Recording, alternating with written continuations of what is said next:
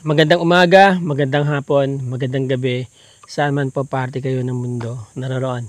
Mga boss, mga ma'am, mga sir. By the way, gusto ko nga po pala munang ulit i-shout out si Ma'am Kathleen at saka si Sir David.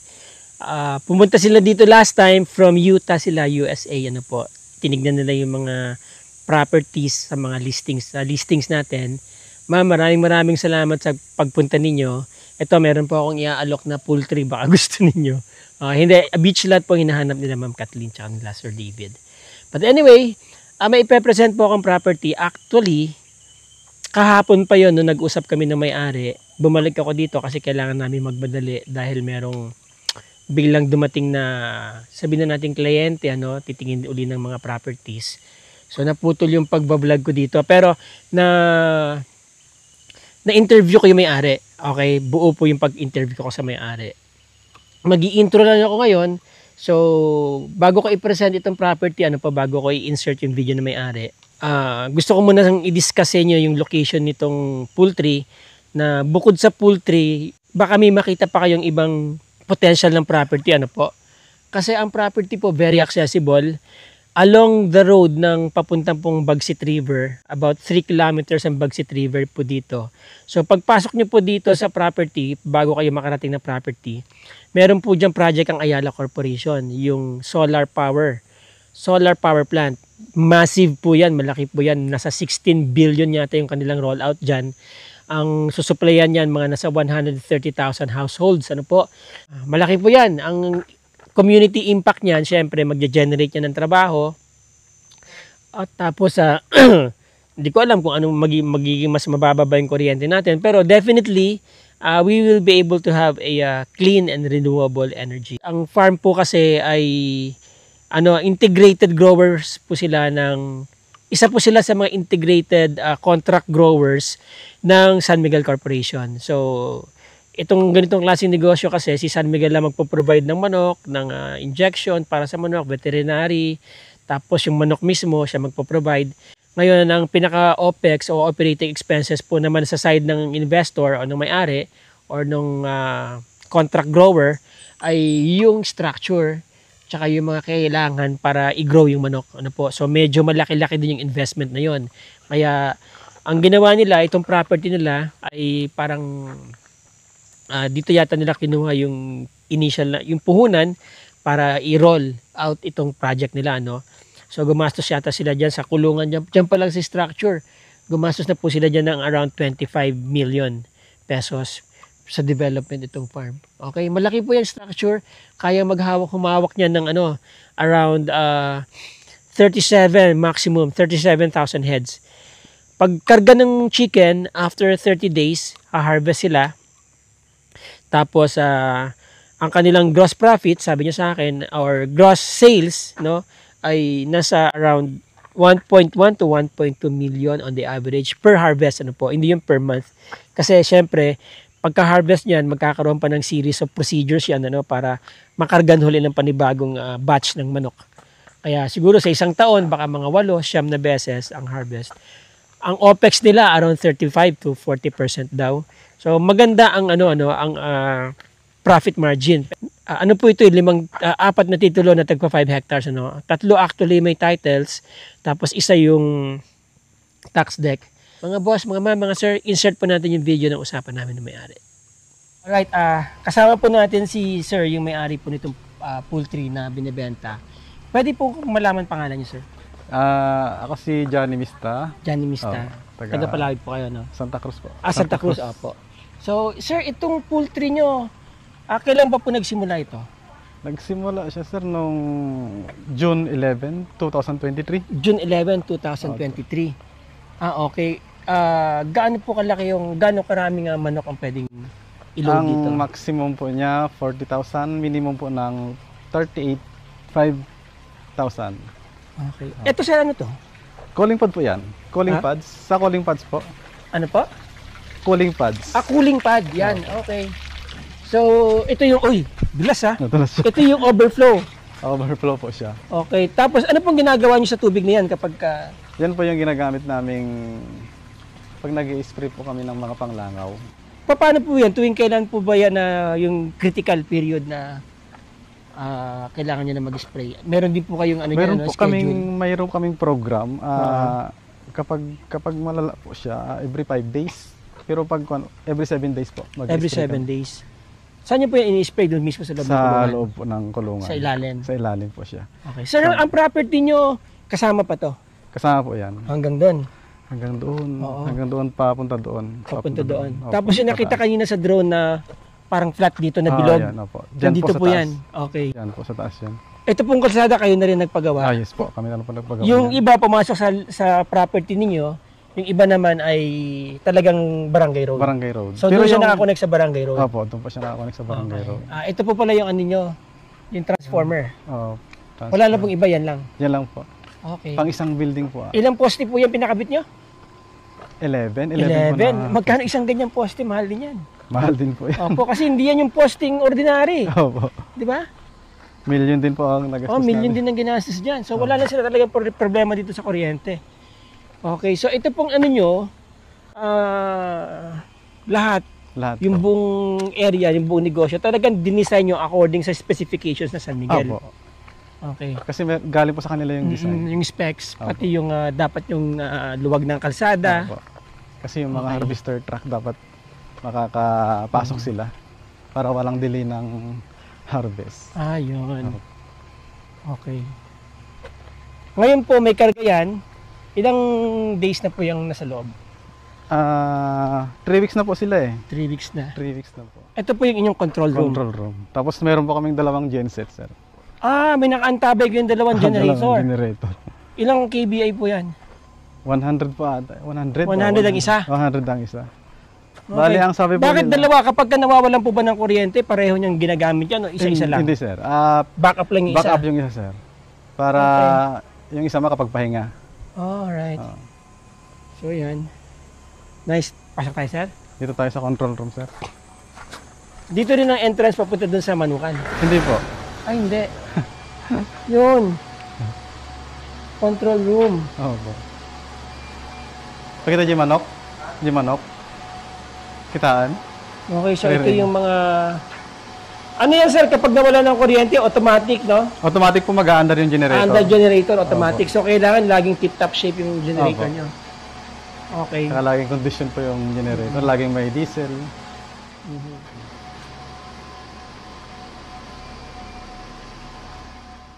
Galing po ata ng industrial. Oo. Kasi talagang dinesign siya for mass production ng manok eh. 30,000 every 30 days. Laki nun. Sir, 38.5. Itong mga ganito po, yung mga kainan, gastos nyo po yan. Galing kasama po yan sa mga equipment na binili po namin. Okay. Kasama yan. Kasama po yan. So, basically, si San Miguel po, ang kanyang ipoprovide lang talaga manok at pagkain. Manok at pagkain. Tsaka veterinary services. Yan po. Yun ang Pati gamot. gamot. Oo. Poprotektahan syempre nila yung alaga nila. Alaga nila. Opo. Saan po ang daan yan papasok, sir? Sa Manukan. Silipin na lang po natin dito. Pwede naman po. Opo. Sa taas. Pero meron pong pasukan dyan, sir? Sa kabila po yung Okay. Pwede mamaya na lang. Uy, ang lamig dito sa mga boss ha, mga sir. Hindi maingay. Ay, hindi maingay, hindi mainit. So, ito po, anong temperature ang mini-maintain dito? 28, 27. Parang lang pala sila nasa ilalim ng puno ng kahoy. Pero ibig ko sabihin, syempre, itong hangin na yan ay hindi ba sila nadadry? Buti hindi sila nadadry. Hindi naman. May cooling fan yan, yung merong moisture na lumalabas. Okay. Kaya pala malamig. Relax na relax yung mga manok, oh. Sarap buhay, no? Wala silang gagawin talaga kundi kumain, matulog. Uminom. Matulog. Kumain, uminom, matulog. Tsaka sabi nila, kapag ka ang mga manok hindi stress, mas masarap ang karne. Kaya nga po. No? Kaya masarap ang karne ng ano. Totoo po yun. Ayan. So ito po, ilan po lahat ito? 38.5 po yung karga namin. 38. 38,500. 38,500. Saan po dumadaan? Ano po ito? Inuman. Inuman po yan. Water line. Ano yan, tumutulo lang? Hindi po. Tinutukan nila, ganun. Parang ganito po. Tapos dito. Oh, ayun oh, tinutukan nila, ayun oh. Ayun oh.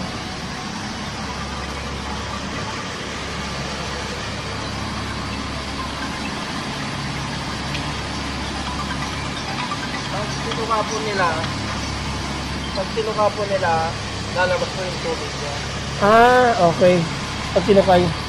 Yung pagkain po, ano yan, paano nyo nilalagay yan? Pagkakarga po doon sa harapan, automatic din po na magkakarga na. Nagdi-distribute ng pagkain. Oo. Mayroon pang spiral sa loob yan. Di-distribute niyo po yung pagkain. Ikakarga niya po lahat sa mga... Buti hindi na tatamaan yung mga manok. Hindi po. Hindi po. Hindi. Naka-design po na ganyan po talaga. Alright. Parang may makina po siya magpapaikot na magdi-distribute ng pagkain. Ang lalakas ng pan na yun, ha? Oo po, malakas po yun. Kabilaan ba yan? Hindi po. Fully Ito lang? po doon sa harapan. Huling pan sa harapan. Opo. Tapos ito, palabas. Yan po yung... Exhaust? Palabas. Exhaust. So, ang daan ng hangin mula doon pag ganun. Yun. Doon po yung malamig. Doon mo nagala yung malamig. Malamig. Oo.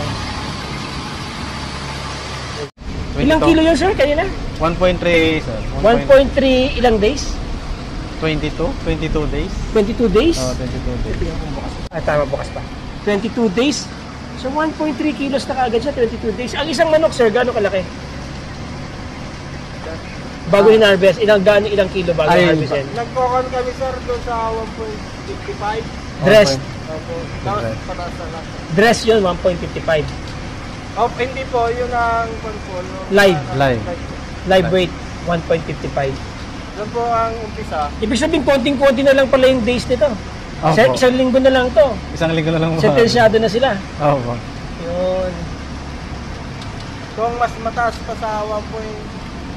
During harvest time, meron kayong mortality pa rin. Meron po. Habang wina-harvest. Usually, alin ang pinakamaraming mortality rate? Anong stage? Pa. Anong day yung pinakamaraming mortality rate? Sa Simula kwan nung po sa 1 to 7. 1 to 7 days, yan. Tapos, paunti na ng paunti. Paunti ng paunti. Okay. And then, itong last harvest nyo, ilan ang mortality rate? Nung nakaraan po, nasa 900 Mababa lang. plus po. Mababa lang. Wala, Kasi mga ano lang. naka-98 kami. 98% kami nung nakaraan. Naka-98% kami nung Harvest nakaraan. recovery namin. Oo, mababa lang. Tama. 98%. Maganda. Ibig sabihin, maganda yung climate dito. Maganda rin yung lugar nila. Opo. Oo. Kasi wala kayong masyado nakapaligid na ibang mga... Opo. Tsaka yung design po livestock. ng building na elevated siya. Ayun.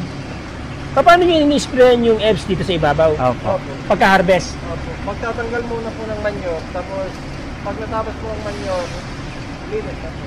Yung manure, pinagkakitaan nyo rin yan, di ba, sir? Opo. Kinukuha po ng mga taga-Bagyo. Magkano ang ano? Ang kuha po sa amin, 40, isang sako. Isang sako? Isang sako. Sila na po lahat. Fertilizer nila doon. Ito po, Fertilizer. nakakailang sakong ano to manure? Nakaka 500 mahigit po kami. Every harvest? Every harvest.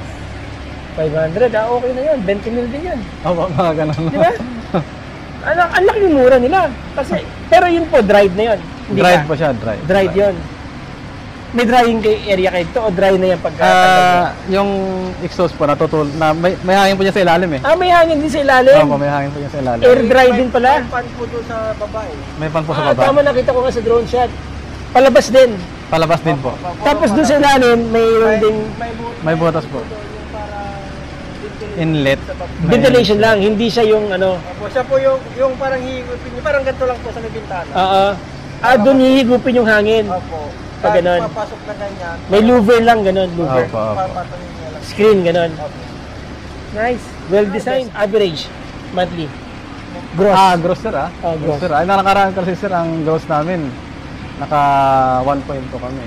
1.2. Oo, 1.2. Okay. Nice. Ito na yung sinasabi nyo, 98%, ano? Oo, 98%. Okay. Gross po namin yun sir. Gross. Oo. So, sir, pwede mag-average. Sabihin na natin, 1.1 to 1.2 per month. Average. Ganun, ano? Opo. Okay. Pakawin niyo ba, Angel? Yes. Sir, Itong building na to, sabi mo, 25 mahigit ang ginastos niyo, Oh, di ba? 25 Building pa mahigit, lang. sir. Oo, Sir. sir. Yes. Hindi pa kasama tong mga pinanggawa ng kalsada tsaka pinamposte. Hindi pa Yun. kasama yan, sir. Oo. Magkano ang overhead niyo dito sa kuryente, sir, monthly? Ang pinakamataas namin, sir, no? Pero last year yun, sir, last year. Hindi kami bumaba ng 100. Pero ngayon, sir, yung kuryente namin, nasa 40 lang. 40 lang. 40,000. Tama-tama po yun para sa isang ganitong building. Sabihin, sir, maganda pala talaga yung income ng poultry, ano? Kung talagang Oo, hindi sir. kayo nakatali sa mortgage. Oo, sir. Yes, sir, di ba? Maganda So, po, sir. Alam niyo po, may reason for selling, ano po, disclosure na lang po yan upon inquiry ng mga interested buyers dyan. Pero maganda po yung potential ng manok, ng poultry, para sa mga nagpo-poultry dyan, alam naman po, dahil ito ay captured market na to, kumbaga, kukunin na ni San Miguel, si San Miguel magpapakain, tapos kayo lang magpo-provide ng kulungan, tao, labor, mga operating expenses ninyo sa day-to-day trabaho dito sa farm, Oh, mga maintenance. yan. So kung nag-a-average siya ng 1.2 binibigay sa kanya ng San Miguel mula dun sa tubo ng manok, di ba, sir? Ngayon didistribute niya yan sa gastos dito, hindi naman po ganun kalaki ang gastos dito sa poultry. Nagkataon lang po kasi naka-tie up sila sa mortgage at gusto na nila makawala doon. So kaya gusto nilang ibenta na. Sir, anong saging to? Ayan, pagdating nyo dito mga boss, mga sir, may saging pa kayo, ayan, no? Marami kaming time dito, sir. Ano pong saging to? Ano bang saging yan? Yung kulay green, sir. Pero masarap to. Oo. Hinog na to, green, kahit green pa, pero alam nyo, yan ang paborito saging ng mga matatanda. Ay, ganon? Oo, kasi maganda yan sa gut, maganda yan sa stomach. Oo. Marami kaming saging dito, sir. Doon sa taas kanina, sir. Hindi mo nakita yung mga sagingan doon sa taas. Anong klaseng saging? Ano pa tawag doon? Yung nilalaga? Saba. Saba ba yun? Oo, saba. Baka meron kang ganyan, sir. Hindi, joke lang. Hindi pa ata, Hindi pa po pwede yan. Malalaman nyo pag pwede na yan kasi nag-manage po ako ng farm sa Batangas. Marami kaming saging na saba doon. So malalaman mo yung saging pagka pwede na, iba na yung kanto niya eh. Ay, ganon. Oo. Marami silang mga tanim dito, sir. Mga gulay. Oo, gulay. Ayan, ampalaya. Kaya actually, pwede rin palang gawing gulayan din to. Yung buong 20 hectares na yun. Oo, sir. Maluwag to. Diba? Gulayan to, sir. Okay, by the way, sir, ang farm po total is 20 hectares. Yes, sir. Right? Yes. Okay. Now, yung 20 hectares na yun, tatlo po ang may title. Opo. Pangalan ko po, sa tita Okay. ko, at saka sa anak nila. Tapos, merong Tax deck. tax deck. 400 pesos po per 400, square meter. oo. Per square meter. So, if you do the math, 20 hectares, that is 80 million 80 pesos. million pesos. Madali naman kausap si sir. Kayo na po mag-usap, ano? Kung interested kayo. Napakalaki ng potential ng farm. Napakaganda po ng farm. Very ideal sa poultry. Nakita nyo naman, wala kayong kapitbahay dito na magreklamo. Very accessible. May sarili po kayong private road at meron din po kayong barangay road. May kuryente, meron transformer, may source ng tubig. Yun, may mga structures na po kayo na pwedeng gamitin dito. So, again mga boss, mga mama, sir, kung interesado po kayo sa property ni sir, nandiyan po aking contact details nasa description ng video. Maraming salamat po sa inyong panonood. Till the next video mga boss, mga mama, sir. Ciao.